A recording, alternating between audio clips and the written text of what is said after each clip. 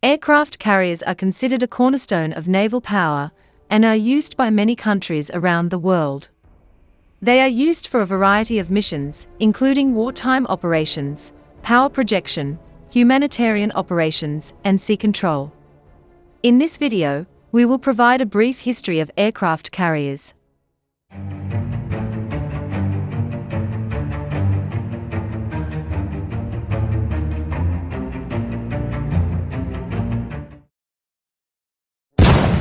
The development of aircraft carriers has been a gradual process that has taken place over the last century. The concept of modern-day aircraft carriers can be traced back to the early 1900s, when naval strategists began to consider the potential of aircraft in naval warfare.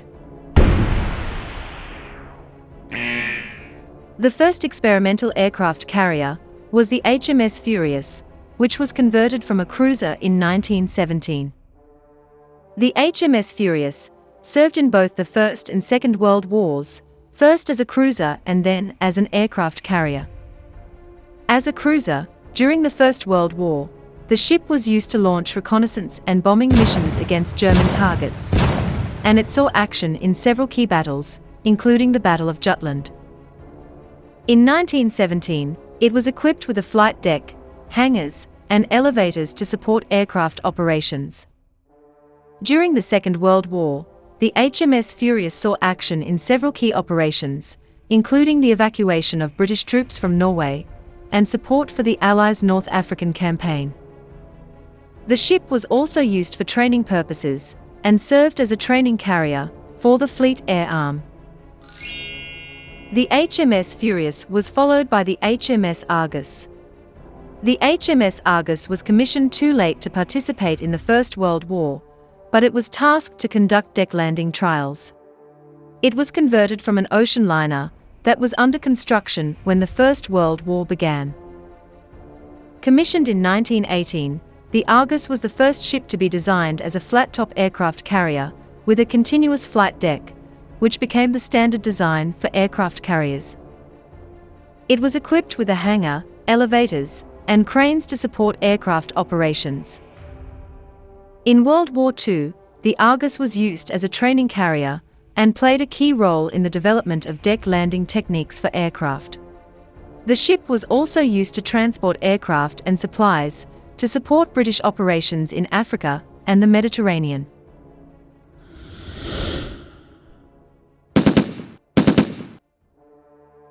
The interwar period saw the emergence of aircraft carriers as a major naval power.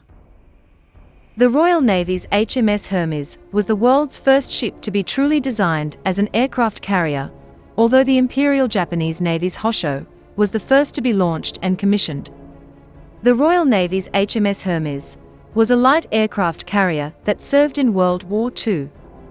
It was commissioned in 1924 and was primarily used for reconnaissance and air defense. The ship was equipped with a flight deck, hangars, and elevators to support aircraft operations. During World War II, HMS Hermes saw action in the Indian Ocean and was part of the British Eastern Fleet.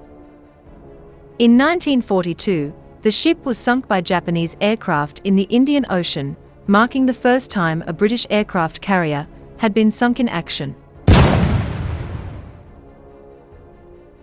The Japanese Navy's Hosho, on the other hand, was a small shallow-draft aircraft carrier designed for operating aircraft in support of Japanese naval operations. It was commissioned in 1922 and was the first aircraft carrier built and operated by the Japanese. During World War II, the Hosho saw action in several key battles, including the attack on Pearl Harbor. Despite its small size, the Hosho was considered to be a successful design that influenced the development of future Japanese carriers. The ship was decommissioned in 1945 and was scrapped shortly after the end of the war. The interwar period also saw the development of new aircraft, specifically designed for use on carriers. These aircraft include the Fairey Swordfish and the Grumman F-4F Wildcat.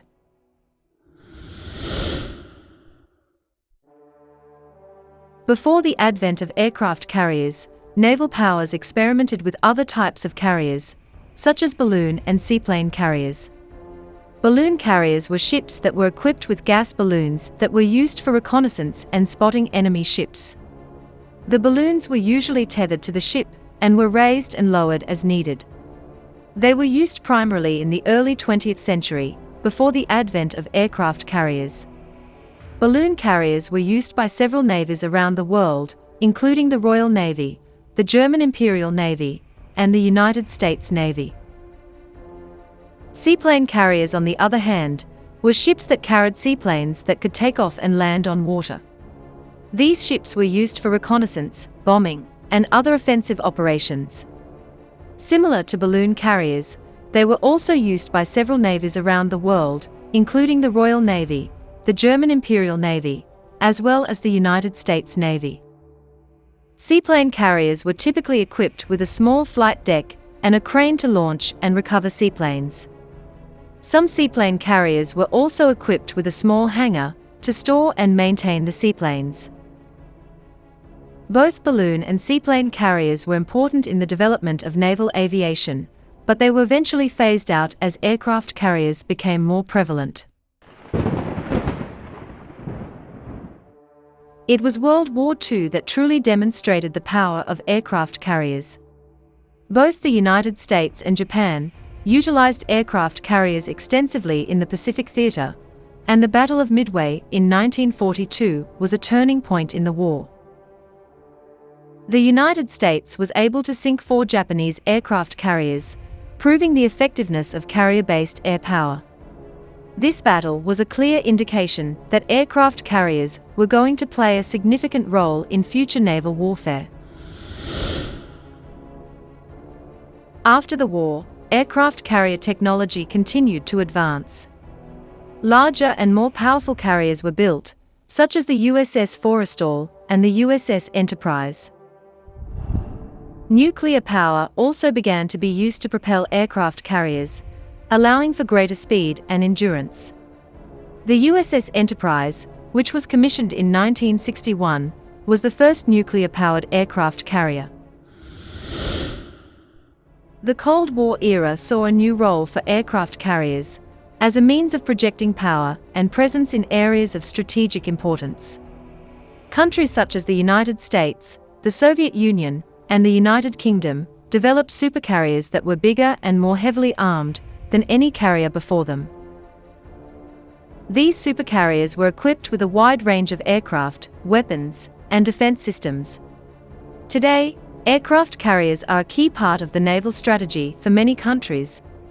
They serve as a way to project military power and as a deterrent against potential adversaries.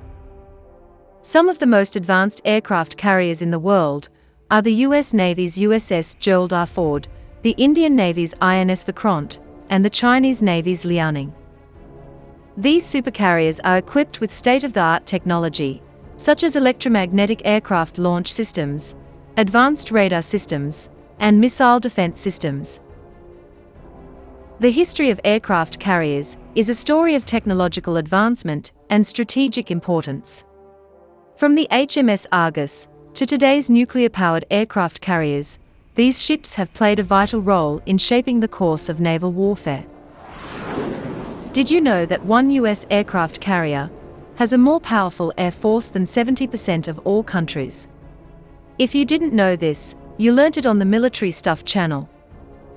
Thanks for watching. Don't forget to subscribe and check out our other videos.